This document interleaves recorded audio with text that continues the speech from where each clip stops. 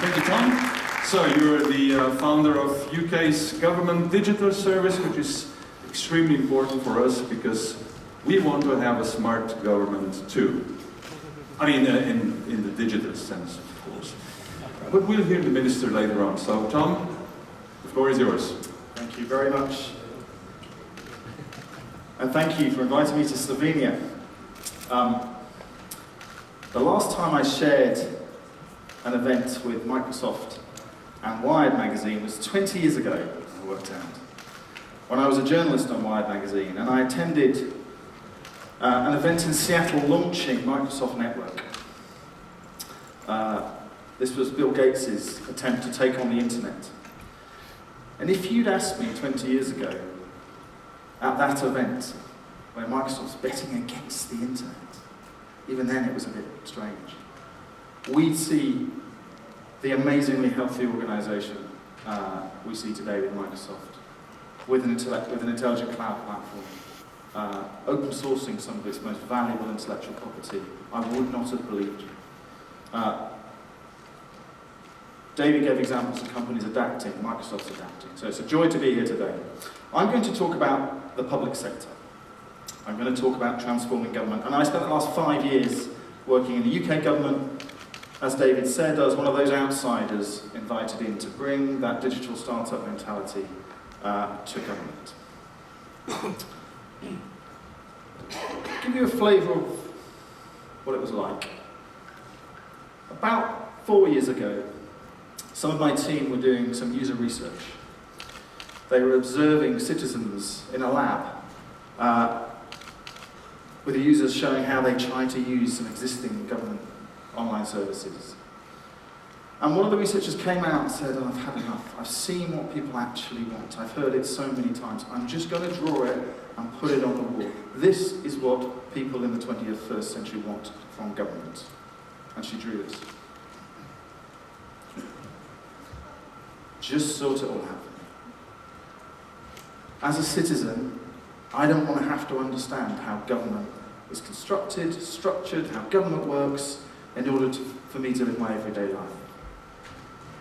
If you think about how government is actually designed and the services that government offers its citizens, it makes citizens work incredibly hard. The friction, to use that word, is huge. In order just to live their everyday lives, typically. But when a citizen does need support, that support is not mapped against the needs of that citizen.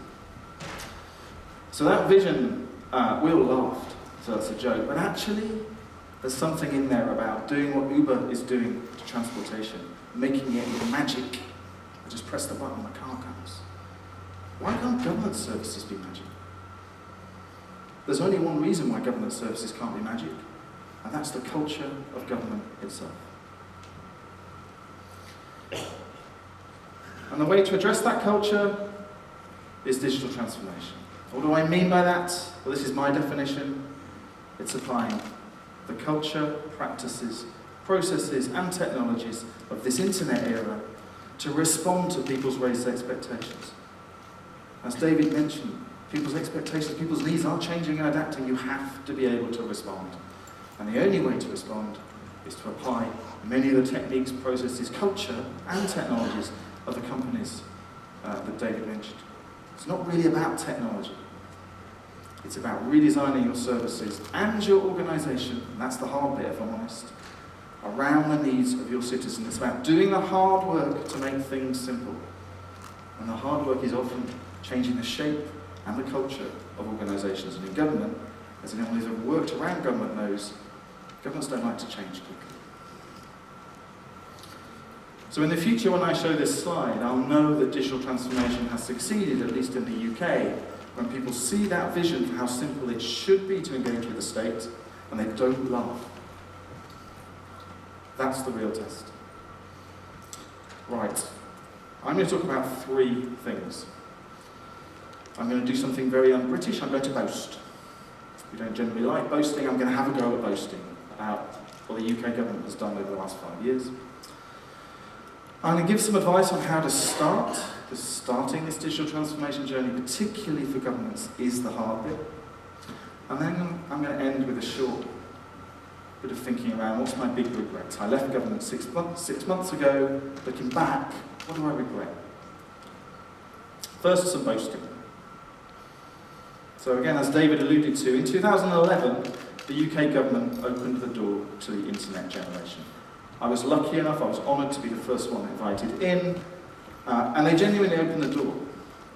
This is Dafeth and Maz, two of that internet generation, fantastic developers, invited into number 10.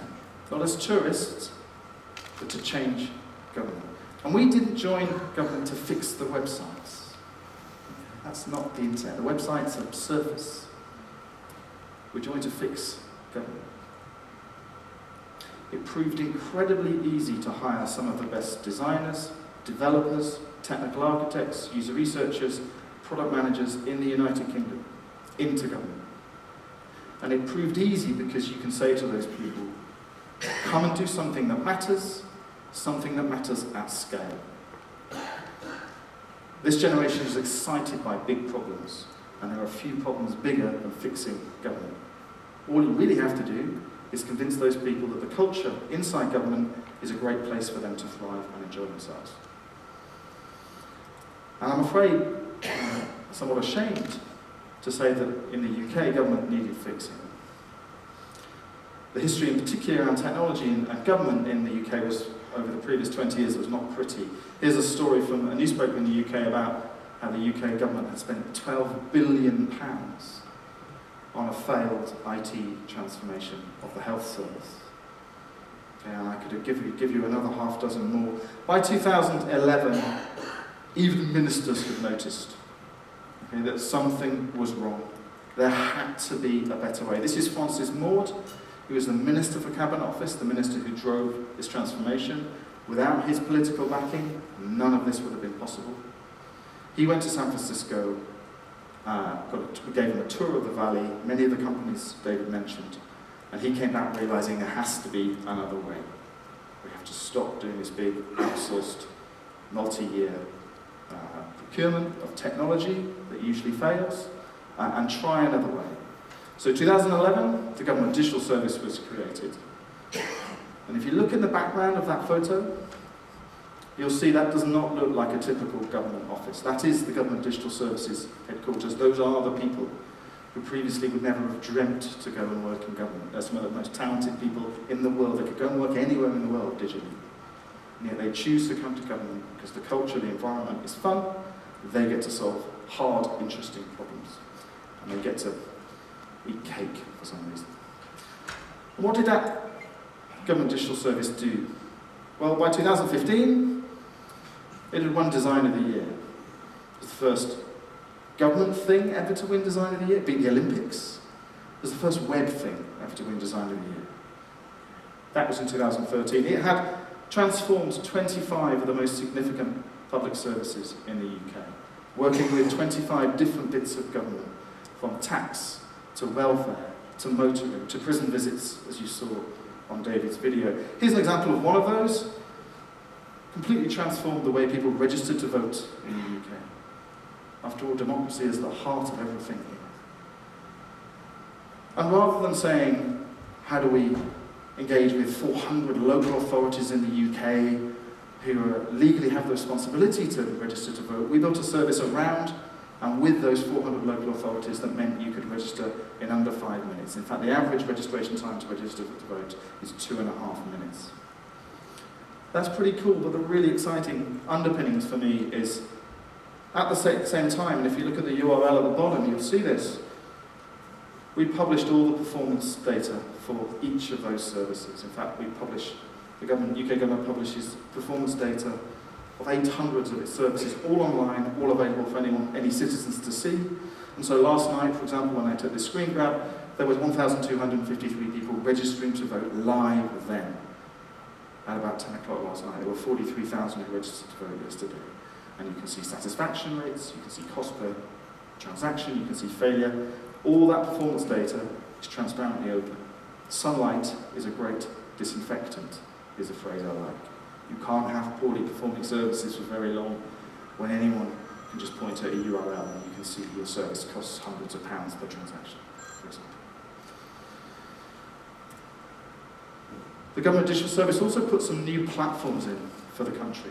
Notably, and I think most importantly, a radically new way of helping people prove who they say they are to government. Digital identity assurance. And rather than saying we're going to have an ID card in the UK had voted against ID cards, or an ID database even, we built gov.uk Verify. This is an ecosystem of third-party identity providers verifying people's identity using a whole range of different techniques. Some of them use credit records, some of them use your banking, some of them take photos of your face and your passport, to a set of open standards that the government has stipulated, and the government pays a small fee to each of them per successfully authenticated individual. It's great for the user in terms of privacy. I can choose which one of these I log into different services. There's no flow of personal data inside and outside of government. But it also means that if bad things happen and maybe one of these services gets compromised through a new fraud vector or a new security attack, we can just turn it off. And know in the UK we've got 6 or 7 other different options. If you go to other countries like South Korea, who have their identity system compromised, or you have a problem then. You have a critical piece of national infrastructure as a single point of failure. And to do all this, as I alluded to earlier, we had to change radically the approach government took to designing services and building services. Previously, the government's technology supplier base was essentially 8 very large companies all around London. They had 80% of the market for UK government technology services. We transformed procurement. We have a digital marketplace now, all online, that's refreshed every 6 months and has nearly 3,000 vendors, cloud services, specialist services, people that if I'm as a civil servant, as a public servant, I can just go and buy pre-procured, pay-as-you-go, cloud services, people services, whatever. There are over 20,000 different services in there from, I say, 3,000 different companies. It's a level playing field for a wide range of different suppliers. Suddenly government has access to an ecosystem of innovation and a Darwinian way of driving up performance from suppliers. And if you look at that map today, it looks like this. They're all over the country. That's far better economically for the UK. And I just did a little experiment last night. I thought, I'll just see Microsoft, how are they doing? If you type Microsoft into that marketplace, 2,000 of those 20,000 services are selling Microsoft services, Azure, tons of other Microsoft services. Microsoft are selling them themselves. They're selling 365, for example, directly through the digital marketplace. But so is a whole host of hundreds of other smaller companies who are reselling and adding value on top. And as you might imagine from the kinds of people that Dafith and Maz look, we now publish in the UK a lot of our code open source. In fact, we're the largest publisher of open source of any government in the world from 0 5 years ago. That's good because we can borrow from other governments and other governments can borrow from us. Oh, and we saved £4.1 billion over the 4 years between 2011 and 2015. And that wasn't really that hard.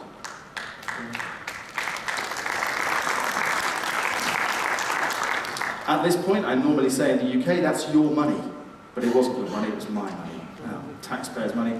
And the model has been copied around the world. There's now a US digital service, there's an Australian digital service, in Argentina, and in New Zealand, and many other countries now. I spent a chunk of my time advising other governments setting up their own government digital services. The model succeeds. The UK still has a long way to go, but I think it is heading in the right direction. I'll just tell a little story in a bit more detail about one bit of government. This beautiful building is in South Wales. It is the headquarters of the UK's motoring government organisation. It employs about 5,000 people. And in 2012, when we really started to get stuck in there and help them, what they did was print 45 million of these every year. These are vehicle license discs. To drive a car on the UK road, you pay about £150 a year to have that license. They also printed nearly 30 million of these, which are driving licenses. And to have a legal driving license in the UK, you needed 2 documents. You needed your plastic EU card, but you also needed a piece of paper. Because only on a piece of paper could you prove how many points you had on your license. If you had been caught speeding too many times, it would say so on that piece of paper. You needed 2 documents. Crazy. And in fact, the thing I like to point out about this photo is here. If you look closely, that piece of the building there is a loading bay for articulated 40-ton lorries, where every day 20 lorries would get filled with paper to be posted to the UK. It was a paper factory. And in fact, when he looked at the technology underpinning, this is my colleague Mike looking at the technology architecture that had accreted over 40 years. Any new investment in that organisation was spent keeping legacy technology up to date, just keeping the spaghetti alive.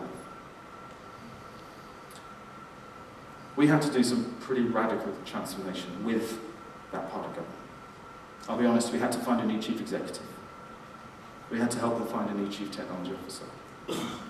We had to let the existing system integrator go and bring many of those skills, not all of them, many of those skills back in-house so we knew what we were buying. But even after about 4 months, they'd done a version of that vehicle tax online. They'd made it mobile friendly. People loved it. I could buy my car tax online. And a year later, just a year later, they got rid of that disc. They said, hang on a minute, we know which cars are licensed. We have automatic number plate recognition cameras all over the UK. What point is that piece of paper anymore? Let's get rid of it. And in a matter of 6 months, they got rid of it. You can bid for them on eBay. They're like historic artifacts, those documents.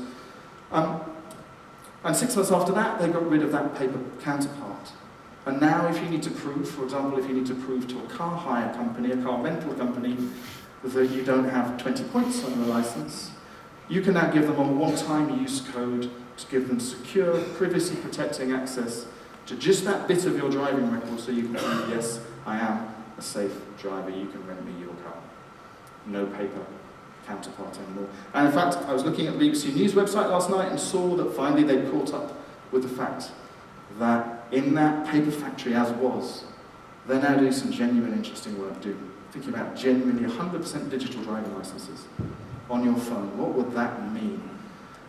One of the things I like about this was I say it took days to catch up because the person who actually announced that innovation was this man here, Oliver Morley, who's the new chief executive of that part of the UK government. He just did a tweet, said, hey, we're playing with this thing, what do you think? 2 days later, the journalists wake up. Okay. He is now his PR. Yeah, they don't have a press team in that bit of government. So that kind of story, it's not complicated, what's going on here. There's nothing here that in David's terms is new. What it is hard. Okay? And it's hard because this is government you're trying to change. And governments don't like changing quickly. So how do you start? Well, you start by knowing what you have to stop. And if anyone's ever worked in government, I suspect most governments in the world, most governments apply the following process to developing a new public service. One team of probably very well-dressed civil servants will write a policy paper, they'll write Word docs, describing in beautiful language the intention behind the policy. That team will then, once the minister's approved, chuck it over the wall to another team who have to guess the requirements of a system based on that policy. And they're guessing. They have no idea whether the service requirements of which they're describing will actually deliver the intention behind the minister's policy. Then another team will procure an IT solution from one of any small number of suppliers, and then maybe a year or so later, 2 years later, if it's a big system, it will be inflicted on the operational team who've never seen the service, who have to then try and make it work with real citizens. And usually they'll just about find a way to kind of make it work. And then it'll never change, because obviously you're procuring something, you don't change it once you bought it. If you want to draw that process left to right, you only find out if your service design actually meets the needs of users, if your policy intention is going to be delivered after multiple years of work. And often it doesn't. It doesn't, not because people are stupid, but because at this point here, when you're getting the requirements, you don't actually know how people will behave when confronted with your services. And by the way, neither do the citizens themselves. So stop doing that. First thing. Recognise that's the process that's working and stop it. Much of that 4.1 billion we saved was simply by stopping self-harm through that process. If you think about this vision of simplicity, you have to do something fundamental. And again, David alluded to this. You have to put the needs of citizens ahead of the needs of government. Just because it's convenient for government does not mean it's the right thing for your citizens, your users. So apply a different process, a process that is very common in the startup world or even large digital era companies, where you start, as down the bottom here, by understanding the needs of your users, really understanding them. What's my need as a driver of a car on the UK around that vehicle license? I just don't want to get into trouble. I want to pay my money every year, once a year. I don't want to have to think about it. I don't want to put a piece of paper on my car. I don't want to have to go online even every year. So their service now, motoring service, it will automatically take the money out of my bank account. I never need to visit the government service again. I stay legal, I'm relaxed, I'm happy, my need is met.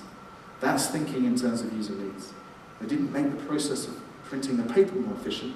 They took away the need for paper, and they took it away for me to actively pay. And they did that by starting very small, with a very small team, moving very fast, building a prototype, putting that in front of users to see how they actually used it. They didn't listen to what users said they would do, they watched what users actually did. Then they changed the service, radically. And they did a beta version, a bigger version, to more users. They actually put it public for about 6 months. You could, if you wanted to, choose 2 different versions of the service. And then they iterated again, incremented again. And only when they were sure that the policy intent was going to be met, that I would be able to legally drive my car, cost effectively, did they make it the default. And they never stopped iterating. I would be confident now that if some radical innovation happened, say the Apple Watch really took off, that team in the motoring department in the UK will be able to design a watch service in a matter of a couple of months, rather than maybe 3 years before. Their speed of adaptation has gone through the roof. And the way they do that, and the trick here, is small, fast, powered, multidisciplinary teams. Fully empowered. No committees, no going up the chain of command. Teams like this. This is one of those teams of work, doing the motoring service. In this room we have developers, we have designers, we have user researchers, we have policy experts, we have lawyers, we have operational experts. Each one of those individuals has been empowered by that department to make decisions in that room, radical decisions if need be. They are one team. There's about 3 different suppliers in that room, and about half of them are civil servants. You wouldn't be able to tell who worked for who, and that's good. They're delivering iteratively and incrementally. Every week, they're delivering a new iteration of the service, or a new increment of the service, and they're putting it in front of users in a laboratory, out there on the web, and seeing what works in practice. And if it doesn't work, they'll go back and change it quickly the next week. It's an open way of working, it's an agile way of working, it's a multidisciplinary way of working. Let me give you another example. When I joined government in January 2011, the first mission was to do gov.uk, it was to fix web publishing. Fixing web publishing is easy, technically, apart from the fact there were 2,000 government websites. And the only thing they had in common was that they were all different. And so we built a prototype of, let's imagine there would be one government website, and it was actually designed to meet the needs of citizens, not the convenience of departments. This is an alpha, built in 12 weeks by 12 people, for £243,000. The Minister, Francis Maud, made us put it live to the public. Normally with an alpha version, you keep it behind the scenes. But we put that live. We then did a beta version in 30 weeks with 30 people. Much more mature version, much more operationally supported. We built an operating model around it so it's proper. There's a next version of the beta, another 3 months later. We changed it radically. That's the version that went live and we turned off all the other websites. And if you go and look now, it's probably changed again. It's changed again because they do 10 software releases every day. That's software releases, that's not changing words. They do thousands of content changes every day, but 10 times a day they update the software. There's no release windows. And if you go to the site and you say one of the most popular questions of government is when's the next public holiday, they do the hard work to make it simple. If someone searched Google to say when's the next bank holiday, public holiday, they nearly always want to know when the next one is. So we make that big, front and centre, very clear, and we automatically detect which bit of the UK you're in. Because funnily enough in the UK, if you're in Northern Ireland or Scotland, those public holidays are different. Again, we've done the hard work to make it simple for you. Similarly, if you want to know whether it's safe to travel to Egypt, there's now one page with a map of Egypt. Changes daily on which bits of Egypt are safe. Previously, to answer the question of where can I travel in Egypt, you need to dot around all sorts of different government departments and you wouldn't. And again, there's a feed there, you can get that updated to you. Or if you're a woman and you want to know how much maternity pay you get, previously there would have been 12 pages of dense text describing all the edge cases, all the circumstances that may or may not apply for you. There's now a very simple calculator.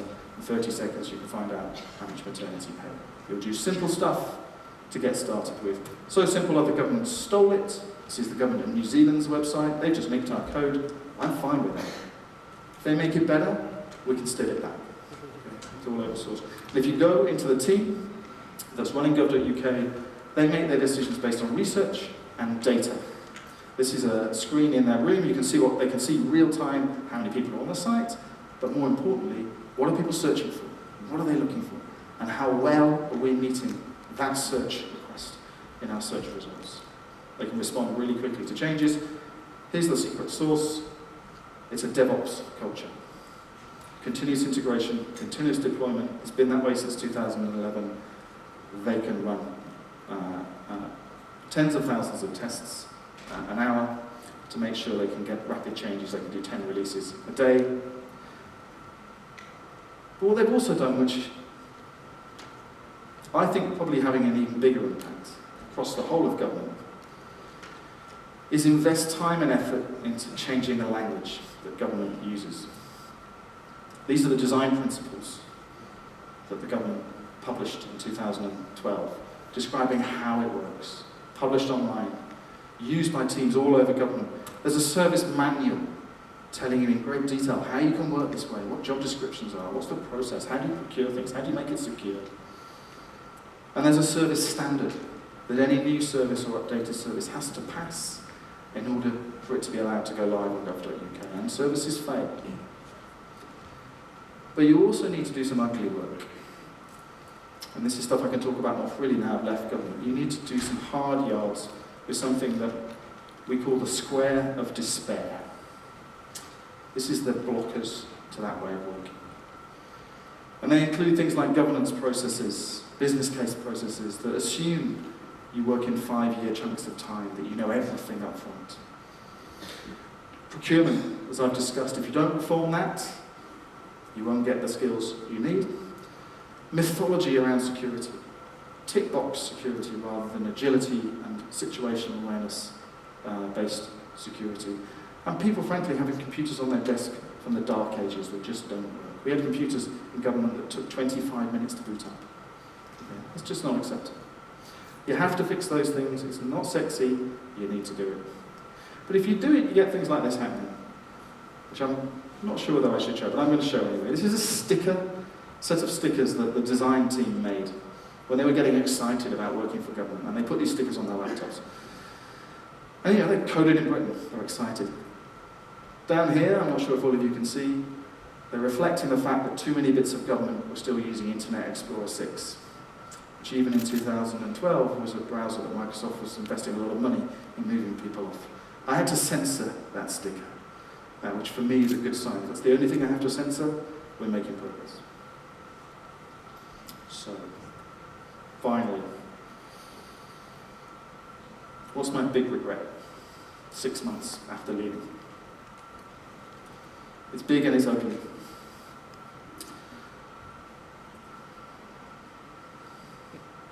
That felt pretty bold. Over the last 4 or 5 years, I can tell you it felt bold. It wasn't bold enough. Not nearly.